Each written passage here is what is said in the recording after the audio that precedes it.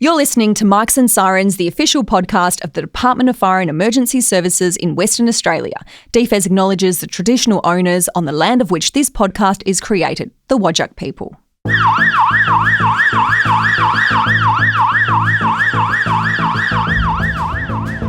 So we were literally 300 kilometres in the middle of nowhere.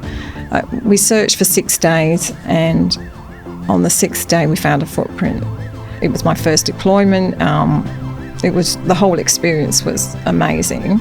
But to find someone alive who you had almost resigned yourself to the fact that this wasn't going to be a good outcome was, just amazing. There is that warm and fuzzy feeling when someone says thank you, when you've actually done something, made their day a little bit better. Within DFES, there are 5 groups of volunteers: Bushfire Brigade, Volunteer Fire Rescue Service, Volunteer Fire and Emergency Services, Marine Rescue and State Emergency Services, or the SES. Maxine Burrell, whose voice you just heard, is a volunteer with the SES. In her own words, she's one of the people in orange you see on the TV. The ones on people's roofs after a storm, or in the middle of a deserted track looking for a missing person, or on top of a cliff helping an injured hiker. Maxine is one of 26,000 volunteers across WA that work with DFES and give up their time to help people before, during and after an emergency. They do it for free. You might think, who would wake up in the middle of the night or abruptly leave a family engagement or take off from their day job to attend an emergency without being paid for it? Here's Maxine to tell you why. Maxine, welcome. Thank you. You've been an SES volunteer, State Emergency Services volunteer, for 11 years. Describe in one word what that's been like. Okay, I want to say something altruistic like rewarding, fulfilling, whatever, but I'm going to say fun. What's fun about it? It's everything. The challenges, every day is different, the amazing people you work with, like-minded people. No job is the same, and we all get on and enjoy the work. I guess that's why you've been doing it for 11 years. Yeah. So you were a nurse before all of this. What was that like?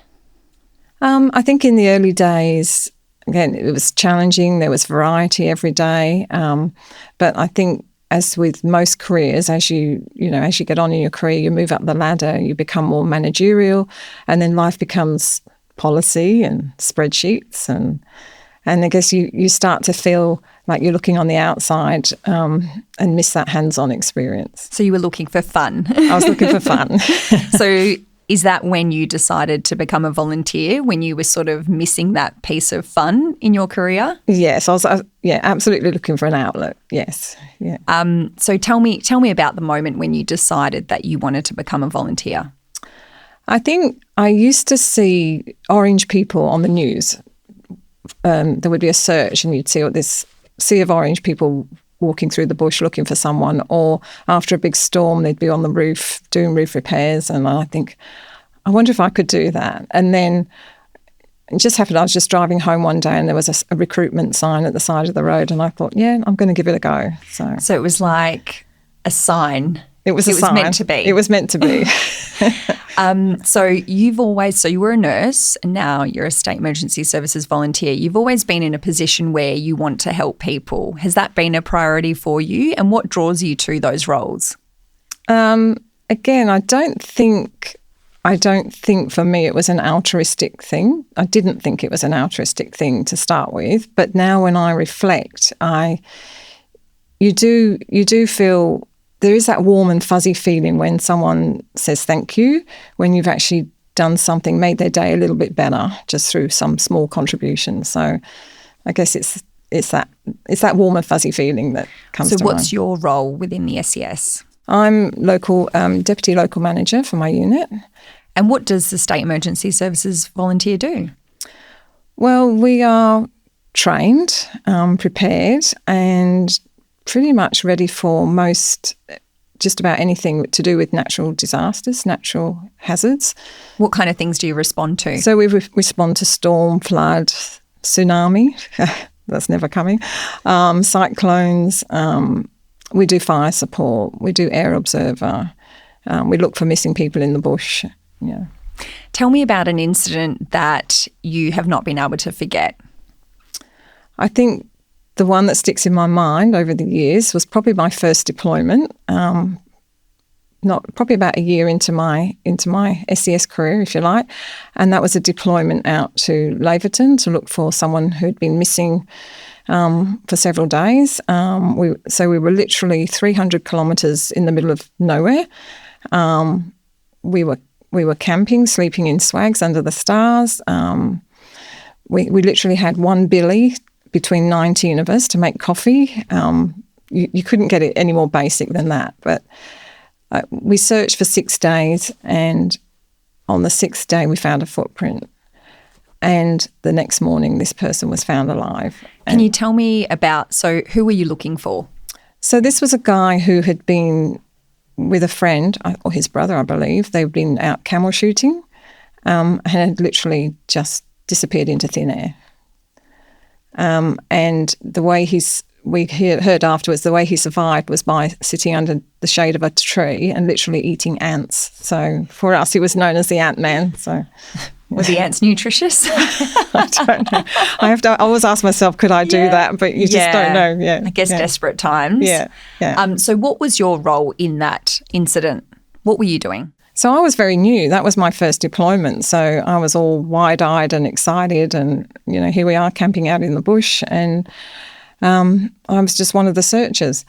I was fortunate enough that there were only 2 girls, and we had a small helicopter at our disposal that they used for air searching. So they wanted the 2 smallest people to do this. So I got to do 2 days of air observer in the helicopter. And because I was a nurse, I ended up as some kind of pseudo-medic for the campsite, treating blisters and heat exhaustion. So what, when you're in the helicopter, what does line searching involve? What does that searching from the air look like? What are you looking for? What are you doing? We're just looking for any signs of things that shouldn't be there in nature. So just... Did you find anything? We didn't, unfortunately, for that. That was for the first 2 days. The rest of the time I was searching on foot. And then it was day 6 when we found the footprint.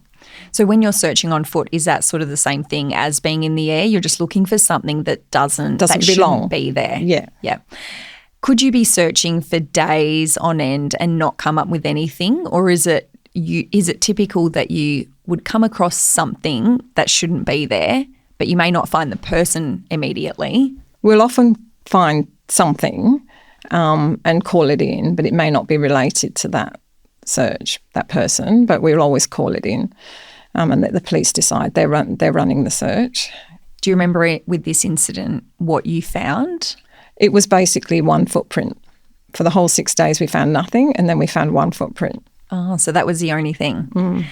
What was the moment like when you heard that this person was found? Well, it was absolute amazement, a disbelief that he was alive after such a long time. I think we were all gearing up for a bad result, and just pure elation. Yeah. And where were you at the time?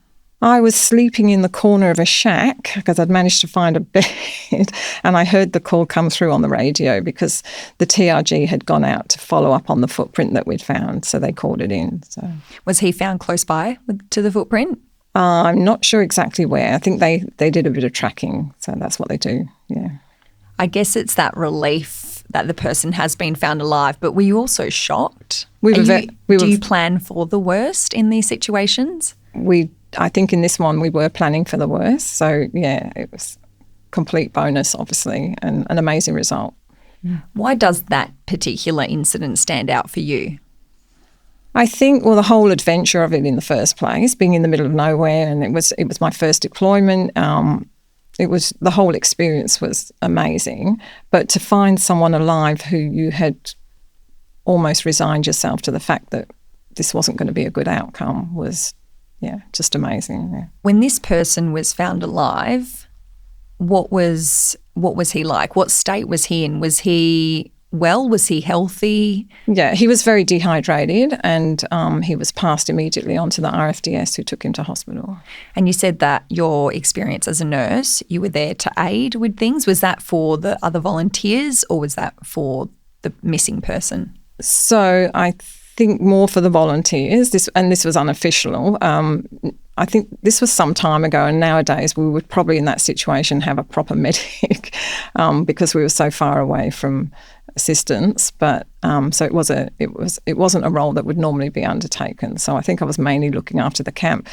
The TRG who actually found him are medically trained as well, so they were able to give that immediate assistance at the scene. Are you looking to go a little out of your comfort zone and expand your world?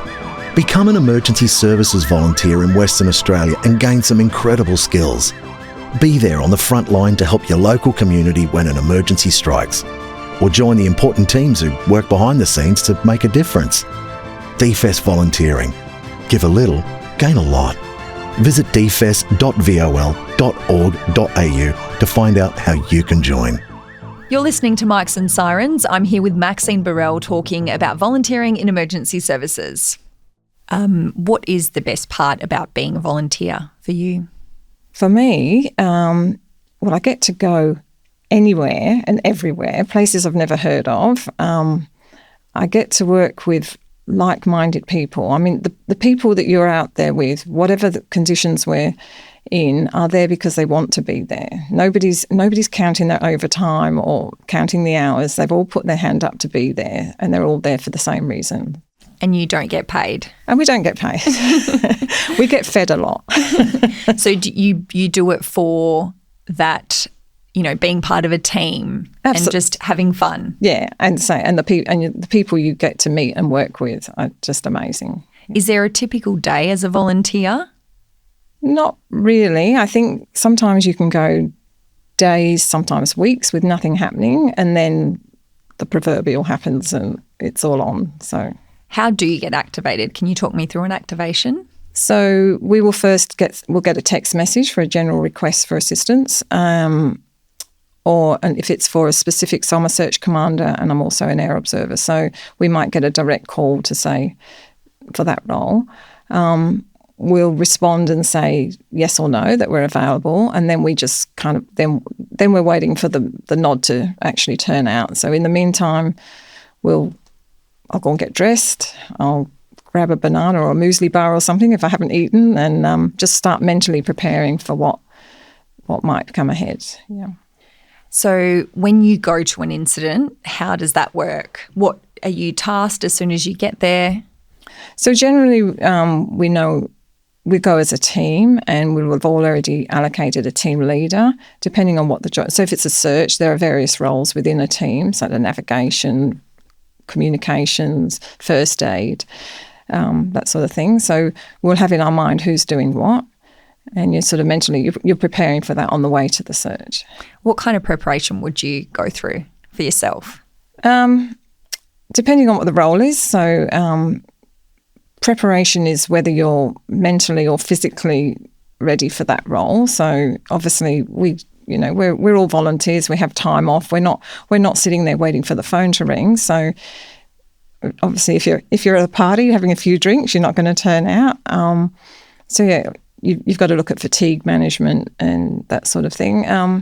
Some people might look at what the job is, and it might not be for them. For instance, some people are probably wary about looking for missing children. That might hit a nerve somewhere. So you've got to see if the job's right for you.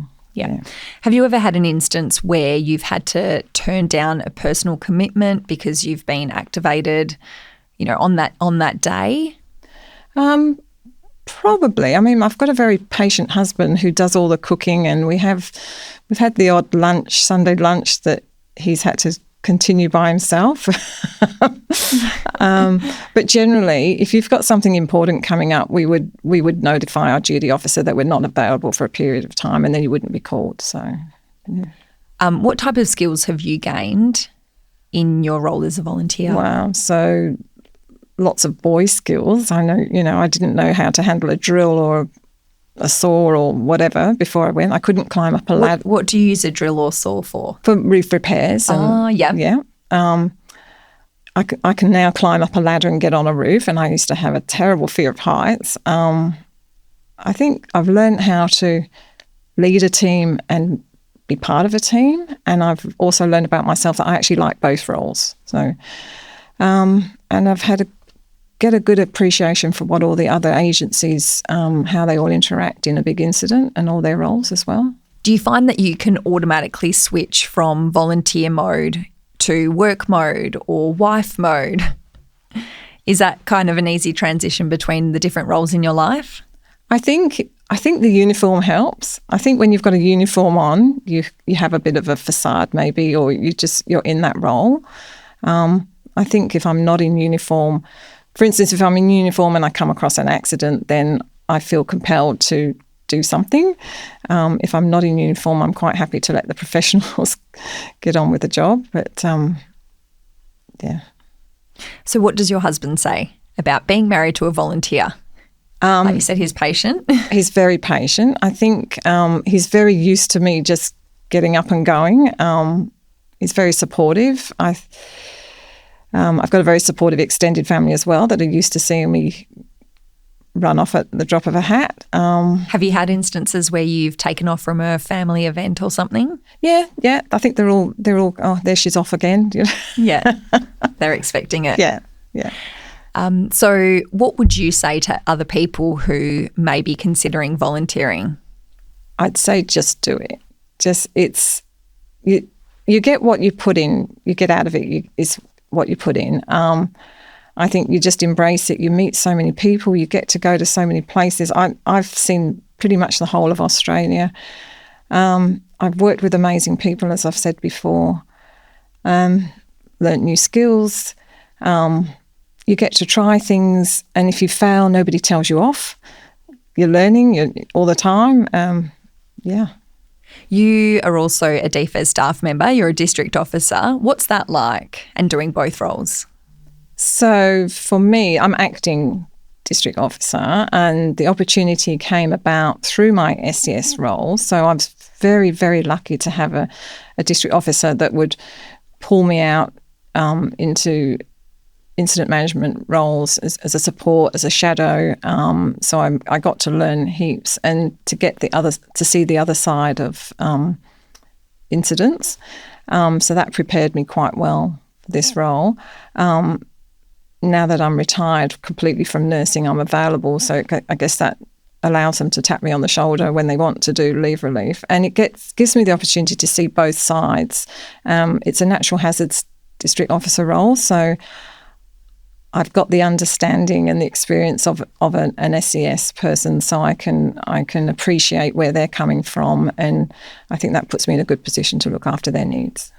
With emergency services volunteering, there are roles that people can do that aren't on the front line. Do you want to talk about those roles as well? Yeah, absolutely. We need background people. We need people to help us run the unit. We need admin, bookkeeping, even someone that can make a mean toasted sandwich when we all come in dripping wet from a storm call out. Amazing, yeah. What has been the best thing for you about being a state emergency services volunteer? I think the best thing is the people that I work with, the like-minded people that I work with, and that just meet so many people. And will you continue doing it for a while? As long as I'm able. Thank you so much for joining me. Thank you. Are you looking for fast, accurate and official information that helps you to make informed decisions to stay safe during an emergency? The Department of Fire and Emergency Services Emergency WA app lets you set up watch zones for places important to you. So, if an emergency happens in your watch zone, you'll receive alerts and warnings. The best part? It's sent direct to your mobile device. Download DFES's Emergency WA app from the App Store or Google Play today. This is Mics and Sirens. I'm Silvana Pulatano. In the next episode, we go behind the scenes with a fire investigator. Visit the show notes of this episode for more information.